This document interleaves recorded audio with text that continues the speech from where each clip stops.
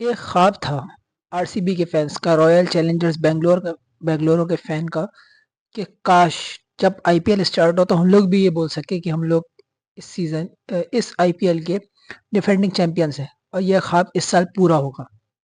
क्या हो पाएगा इस साल? एक साल का कप नमदे।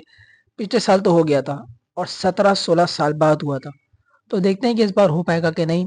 मैं हूं Faizan Irfan Saeedi and you are watching boundary talk. आज हम लोग करने वाले हैं आरसीबी का शॉर्ट एनालिसिस, उनका स्क्वाड भी आपके सामने रखूंगा। तो सबसे पहले मैं उन लोगों उनके स्क्वाड के बारे में बात करते हैं। कप्तानी रजत पाटीदार कर रहे हैं, कैप्टन बहुत ही अच्छी स्पिन के खिलाफ बल्लेबाजी करते हैं। उसके बाद फिर किंग विराट कोहली, उसके साथ जैकब बैथिल। क्या ही शानदार बैटिंग की थी उन्होंने सेमीफाइनल के अंदर। बहुत ही अच्छे यंग टैलेंट है, स्टार बॉय तो मैं उनको कहूंगा। उसके बाद wicket keeper batsman Jitesh Sharma. Venkatesh Iyer एक बहुत अच्छी बाय है उनके लिए, क्योंकि मिडल ऑर्डर में आगे बंदा बहुत अच्छा खेल रहा है। केकेआर के लिए बहुत सालों से खेला, लेकिन इस बार उनको रॉयल चैलेंजर्स बेंगलुरु ने जो है वो पिक किया ऑक्शन के अंदर। उसके बाद ओवरसीज अगर मैं बैट्समैनों की बात करूं तो जैकब बैथल का तो मैंने जिक्र कर लिया। जॉर्डन कॉक्स, ये इंग्लैंड के बैट्समैन है, इनको इस बार इन्होंने बाई किया और मेरे हिसाब से बहुत ही अच्छा टैलेंट है। मैंने उनको पीएसएल में खेलते हुए देखा है, उसके अलावा और भी लीगों के अंदर खेलते हैं। बहुत ही एक्स्ट्रॉर्डनरी टैलेंट है। उसके बाद फिल सॉल्ट ओपनर आते हैं और पिछले साल भी बहुत ही अच्छा खेले थे। उसके बाद टिम डेविड भी बहुत अच्छा टैलेंट है। बेशक ऑस्ट्रेलिया के लिए उस तरीके से नहीं खेल पाए, बट इन्होंने बताया आईपीएल के अंदर कि मैं क्या क्या कर सकता हूँ। उसके बाद रमारियो शेफर्ड बहुत ही लंबे लंबे छक्के मारते हैं, उसके साथ फिर फास्ट बॉलिंग भी कर लेते हैं, साथ में स्विंग बॉलिंग थोड़ी सी हो जाती है। उसके बाद ऑलराउंडर्स की बात करूं तो कनिष्क चौहान बहुत ही अच्छा टैलेंट है। कुणाल पांड्या के बारे में तो आप सबको पता ही होगा, हार्दिक पांड्या के छोटे भाई हैं। हाँ, उसके बाद विहान मल्होत्रा, उसके साथ मंगेश शर्मा। उसके बाद फिर बॉलर्स के अंदर मैं बात करूं तो अभिनंदन सिंह, सैटविक जसवाल, उसके साथ जैकब डफी, न्यूजीलैंड के फास्ट बॉलर जोश हेजलवुड।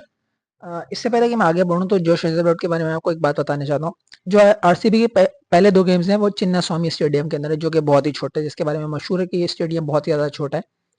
पहले दो गेम्स के अंदर जोश हेजलवुड अवेलेबल नहीं होंगे, तो ये एक सेटबैक है आरसीबी के लिए। अब देखते हैं किस तरीके से इसके ऊपर काबू पाते हैं, क्योंकि हमने देखा है कि जिन गेम्स के अंदर पिछले सीजन के अंदर भी वो नहीं थे, तो उनकी कमी बहुत ही ज्यादा महसूस हुई थी आरसीबी को।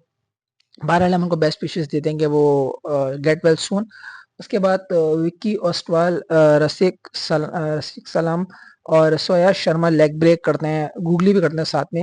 उसके साथ नवान तुषारा, अ, श्रीलंका के फास्ट बॉलर हैं, स्लिंगी एक्शन है थोड़ा सा इसका। उसके बाद यश दयाल का पता नहीं है, शायद वो हो शायद वो नहीं हो, फॉर सम ऑब्वियस रीजंस। ये वही है जिनको 5 छक्के मारे थे रिंकू सिंह ने। उसके बाद सोआम्पी सिंह, ये भी एक प्लेयर है। तो स्क्वाड के बारे में अगर मैं बात करूं तो मेरे हिसाब से जो इनकी स्ट्रेंथ है, सबसे पहले जो स्ट्रेंथ है वो ये है कि देखिए, ये कोई बहुत ज़्यादा बात नहीं करेगा कोई इस बारे में, पर मेरे हिसाब से जो उनकी नई बॉल की बॉलिंग है, वहाँ पे आप उठा सकते हैं जॉश हेजलवुड को भी, या फिर आ सकते हैं उनके साथ भुवनेश्वर कुमार भी।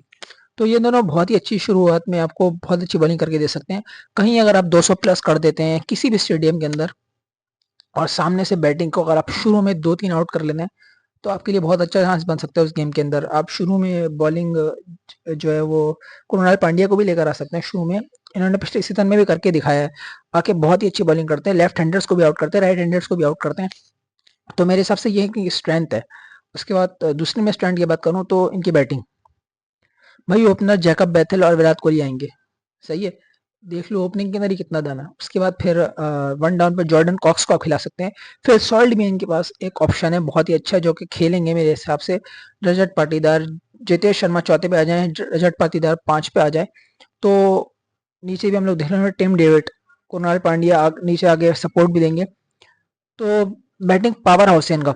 मैं ये नहीं बोल रहा कि बाकी टीमें जो हैं वो कमजोर हैं, बट इनकी टीम एक अलग ही नजर आ रही है मुझे इस सीजन के लिए भी। तो आरसीबी का प्लेऑफ्स के लिए बहुत अच्छा साइन है मेरे हिसाब से।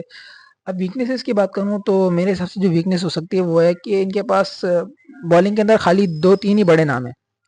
जैकब डफी हो गए, जॉश हेजलवुड हो गए, भुवनेश्वर कुमार हो गए।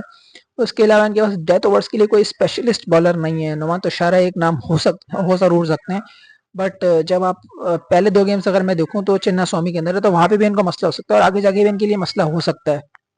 बहरहाल देखते हैं क्या होता है। Hope for the best. उसके बाद अगर मैं बात करूँ कि इनके लिए अपॉर्चुनिटीज़ क्या हो सकती है, तो जो जो भी नए प्लेयर्स हैं, या फिर वेंकटेश अय्यर की मैं बात कर लूँ, जॉर्डन कॉक्स की बात कर लूँ, पहली दफ़ा आईपीएल का हिस्सा बने। उसके साथ जो यंग प्लेयर्स हैं, कनिष्क चौहान हो गए, ऑलराउंडर है, विहान मल्होत्रा हो गए, मंगेश शर्मा हो गए, कि भाई आके अपना टैलेंट दिखाओ कि आपके अंदर कितना दम है। और जिस तरीके से और भी यंगस्टर्स की बात हो रही है जो कि बाकी टीमों के, उनके आप भी स्पॉटलाइट के अंदर आओ, परफॉर्मेंस दो।